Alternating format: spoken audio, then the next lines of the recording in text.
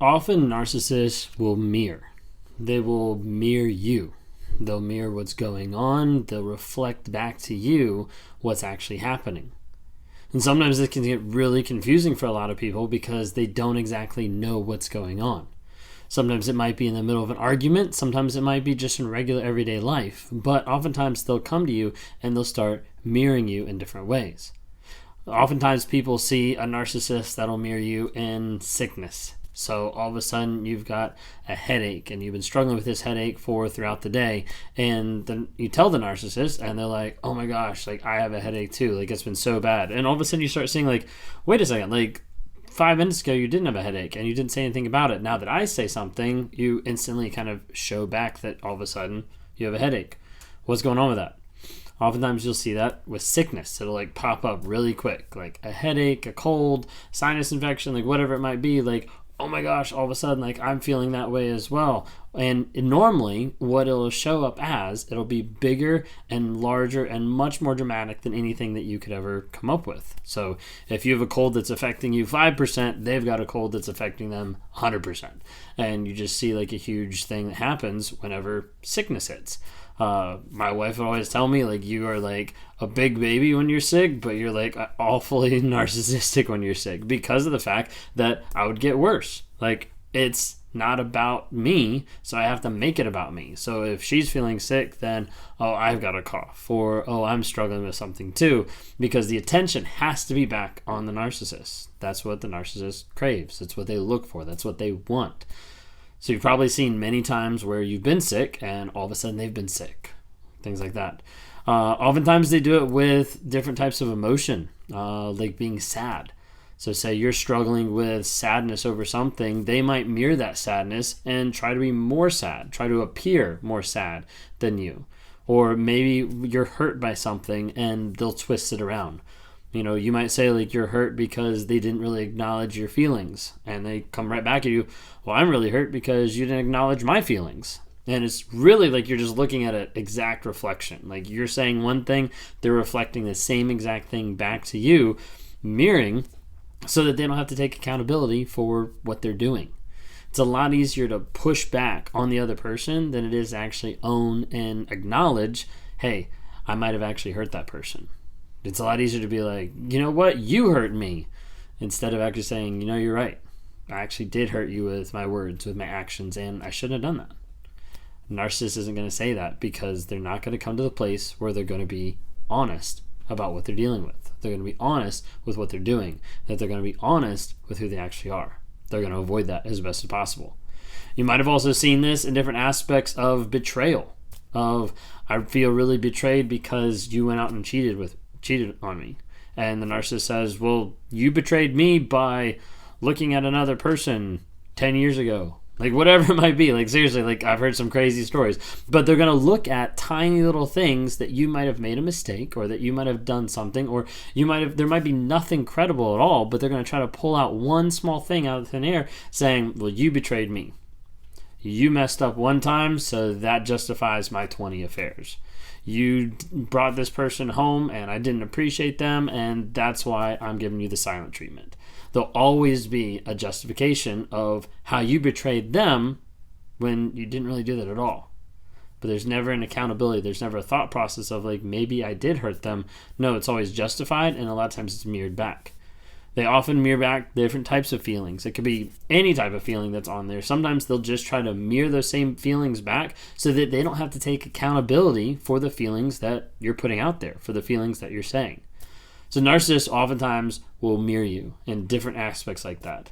There's other aspects that look similar to mirroring, which I would call like mimicking. You see narcissists that will mimic different types of emotion, or even mimic empathy.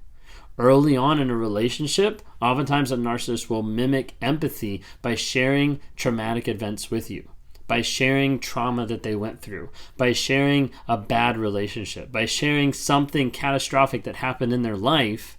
Maybe their grandfather died, or maybe someone else in their family had an issue or passed away or something like that. They might share that as a traumatic event and make you feel for them and make you think that they have empathy for this person who died or empathy for this issue that happened in their life, when in reality they don't. They're just using that as a playing card to get you to think that they have empathy. Traumatic events and that type of aspect that they'll share does not equal empathy. It's literally them just recounting something that happened because they're not thinking of it in an empathetic type of a way. So a lot of times in a relationship, they'll try to mimic those emotions, especially early on. They'll try to mimic those feelings and emotions that provide the other person with a feeling of connectedness, a feeling of a bond, a feeling of a connection of, hey, this person actually gets it, or this person had the same thing that happened to them. Like, my grandfather died, their grandfather died.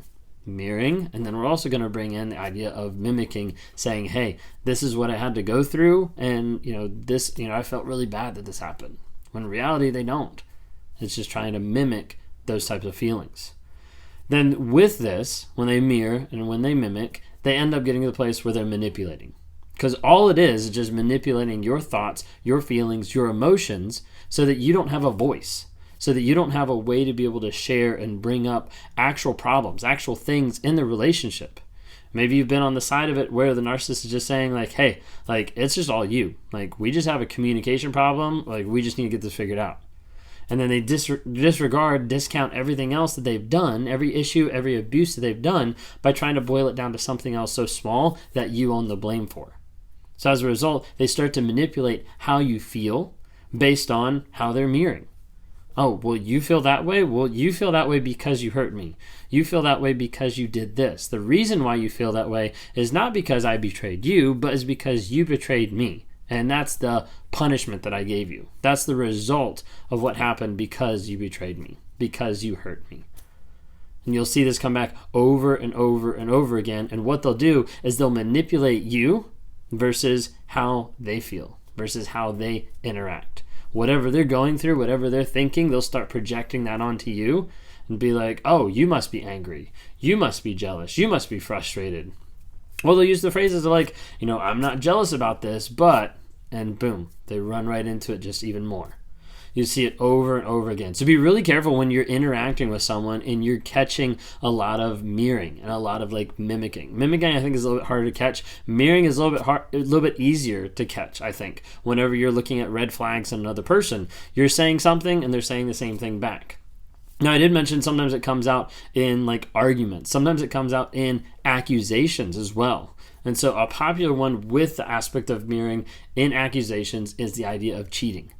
Is as the person in the relationship who is not cheated, is not toxic, comes to the other person and says, hey, like, I think you're cheating on me. And she steps back and she's like, no, like, if anything, you're the one cheating on me, and completely flips the script. And it's almost like just another mirroring aspect that's accelerated sometimes in arguments to be able to put the blame back on the other person. You see, as the narcissist, if I can put the blame back on you, that puts you on the defensive.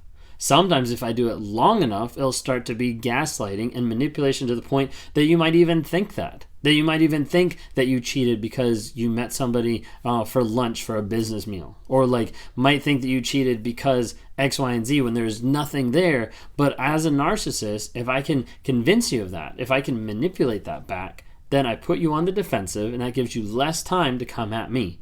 That gives you less time to evaluate the facts of the relationship, and that gives you less time to work your way out of the fog of everything that I'm putting you through. So as a result, you decide it's easier to stay in that relationship than it is to deal with it and figure out what the other person is doing.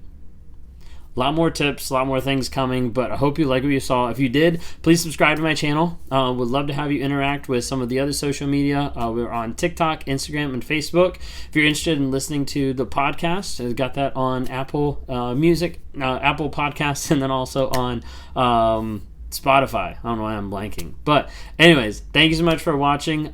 Tune in if you want to come in on a live. Try to do a live every Thursday night. Oftentimes it's on TikTok, but we're trying to start up lives on Thursday nights on YouTube as well, typically like 9 o'clock.